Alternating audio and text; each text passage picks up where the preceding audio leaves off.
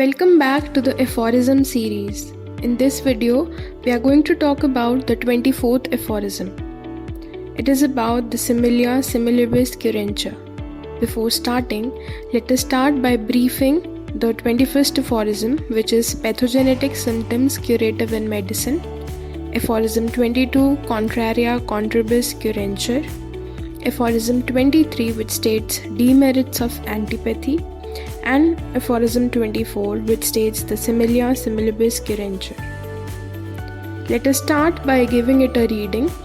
There remains therefore no other mode of employing medicines in diseases that promises to be of service besides the homeopathic, by means of which we seek for the totality of symptoms of the case of disease, a medicine which among all medicines whose pathogenetic effects are known from having been tested in healthy individuals, has the power and the tendency to produce an artificial morbid state most similar to that of the case of disease in question. अभी तक जो हमने aphorisms पढ़े 22nd, 23rd, 22nd में doctor Hahnemann ने कहा कि हम सिमिलर और ऑपोजिट दोनों पे दे सकते हैं डिपेंडिंग अपॉन द एक्सपीरियंस कि वो कैसा काम कर रही है मेडिसिन, यानी कि लाइक क्योर्स लाइक भी हो सकता है एंड ऑपोजिट क्योर्स ऑपोजिट भी.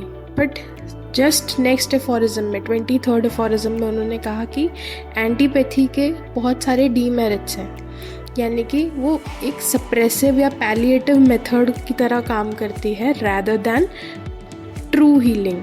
तो एफोरिज्म नंबर 24 में उन्होंने बताया कि सबसे बेस्ट ऑप्शन क्या है, या सबसे हम कहें कि सबसे प्रॉमिसिंग सर्विस कौन प्रोवाइड करता है या कौन सा ट्रीटमेंट प्रोवाइड करता है, तो it is the homeopathic treatment. यहाँ पे उन्होंने कहा कि ऐसा कोई मोड ऑफ एम्प्लॉइंग मेडिसिन नहीं है जो डिज़ीज़ को क्योर कर सके एक्सेप्ट फॉर होम्योपैथिक मेडिसिन.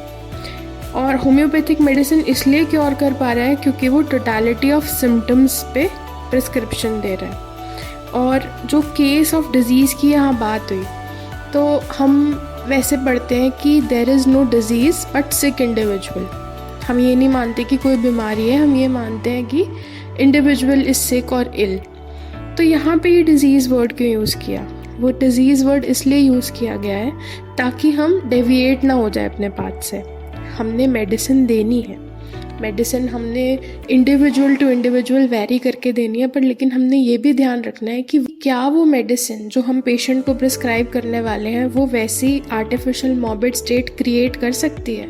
अगर वो क्रिएट कर सकती है तभी वो उसको क्योर कर सकती है.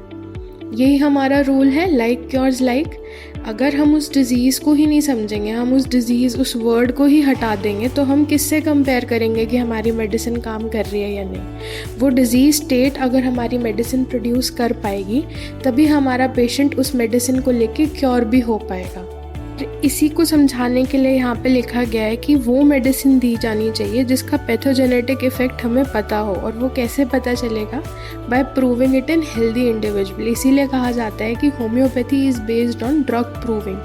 ये ड्रग प्रूविंग हेल्दी इंडिविजुअल्स में होती है, तभी हम ये पता कर पाते हैं कि ये किस किस पेशेंट में किस किस बीमारी में ये काम आ सकती है ड्रग. अगर आप इस एफोरिज्म को ध्यान से देखेंगे तो केस ऑफ डिज़ीज़ वर्ड यहाँ पे 2 बार यूज़ हुआ है.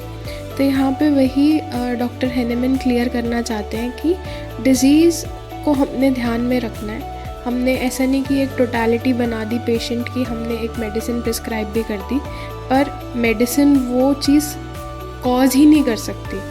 सपोज़ आपने कोई भी suppose a medicine the patient को और वो पूरा कॉन्स्टिट्यूशन पेशेंट का मैच कर रहा है, सब कुछ ठीक है, पर लेकिन अगर वो मेडिसिन डायबिटीज़ कॉज ही नहीं करती तो वो डायबिटीज़ क्योर कैसे कर देगी पेशेंट की. सो हमें वो डिज़ीज़ भी ध्यान रखनी है कि पेशेंट किस डिज़ीज़ से हमारे पास आया है, क्या सिम्टम्स लेके आया है. अब इस एफोरिज्म की एक्सप्लेनेशन पढ़ लेते हैं. Doctor Hahnemann reaffirms his belief in the efficacy of the homeopathic method as the most promising mode of employing medicines in the treatment of diseases.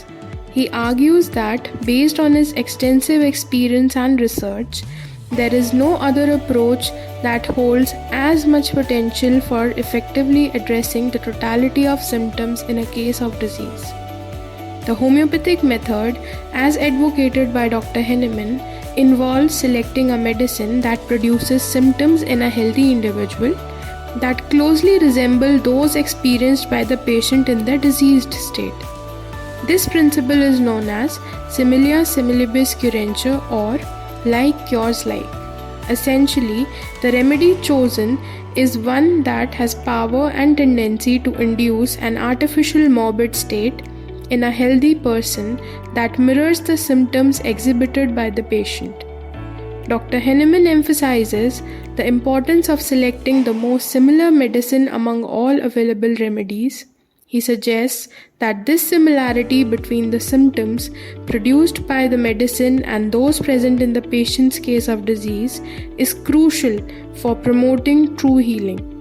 By matching the symptoms of the disease with symptoms produced by medicine, the body's innate healing response is stimulated in a targeted and precise manner. That's all in the video. Thank you for watching.